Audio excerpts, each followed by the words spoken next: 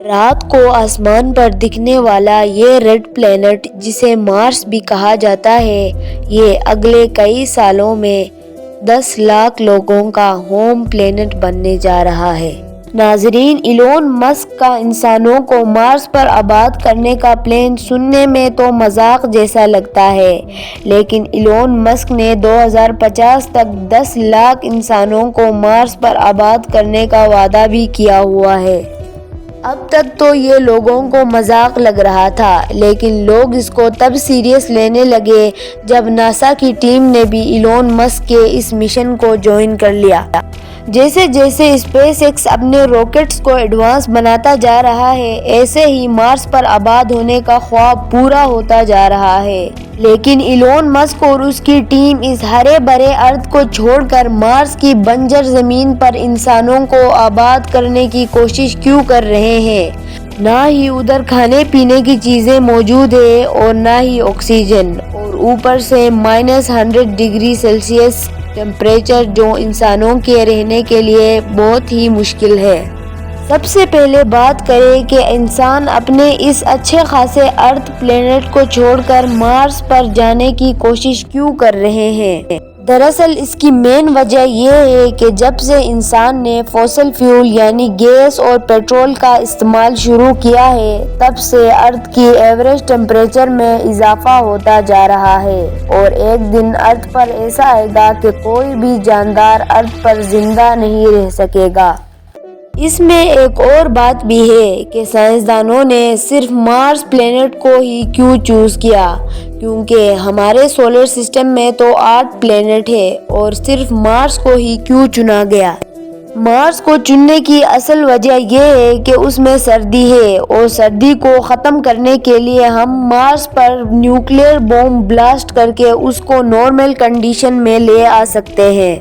دراصل اس کو normal condition میں لانے کے لیے ہمیں 10,000 نیوکلیئر بم مارس پہ جا کے بلاسٹ کرنے ہوں گے۔ انسان کو دنیا میں جینے کے لیے مینلی 3 چیزوں کی ضرورت ہوتی ہے۔ سب سے پہلے آکسیجن، دوسرے نمبر پر واٹر اور تیسرے نمبر پر کھانا۔ ان 3 چیزوں کے بغیر انسان کا دنیا میں رہنا لگ بھگ امپاسبل ہے۔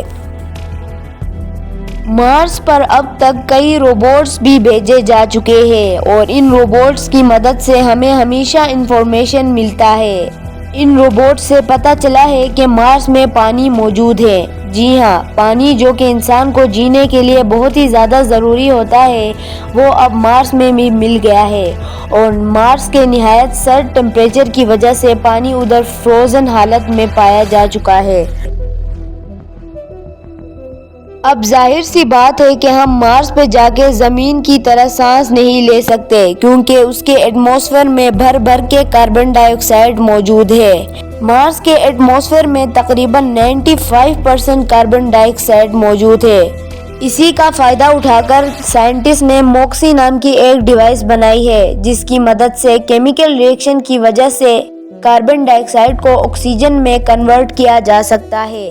لیکن یہ ڈیوائس کافی کم مقدار میں آکسیجن پروڈیوس کرتا ہے، جو کہ پورے مارس کالونی کے لیے کافی نہیں ہوگا۔ اس کے بارے میں ایلون مسک کا کہنا ہے کہ جب انسان مارس پر آباد ہو جائیں گے، تب ادھر ایک آکسیجن پلانٹ بھی بنایا جائے گا، جو انسانوں کو اچھی خاصی مقدار میں آکسیجن پرووائڈ کرے گا، جو ان کے رہنے کے لیے کافی ہوگا۔ یہ چیزیں انسان کی ضروریات میں شامل ہے، لیکن ایک چیز جو بہت ضروری ہے اور وہ ہے کھانا۔ البتہ کوئی بھی پلانٹ مارس میں ایزیلی اگایا جا سکتا ہے، کیونکہ مارس میں اس کے لیے CO2 یعنی کاربن ڈائی آکسائیڈ اچھی خاصی مقدار میں موجود ہوتا ہے، کیونکہ کاربن ڈائی آکسائیڈ یعنی CO2 ہی پلانٹ کے گروتھ کا اہم ذریعہ ہوتا ہے۔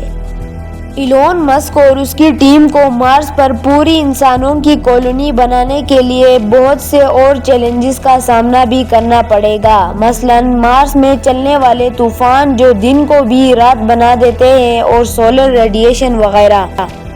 آپ کو کیا لگتا ہے کہ ایلون مسک اور اس کی ٹیم ان چیلنجز کا سامنا کر کے مارس پر ہیومنز کی کالونی بنا سکتے ہیں یا نہیں بنا سکتے؟ کامنٹس میں اپنے رائے کا اظہار ضرور کیجیے۔ فی الحال آج کی اس ویڈیو میں اتنا ہی۔ اگر آپ کو یہ والی ویڈیو اچھی لگی ہو تو چینل کو سبسکرائب اور اس ویڈیو کو بھی لائک کر دینا۔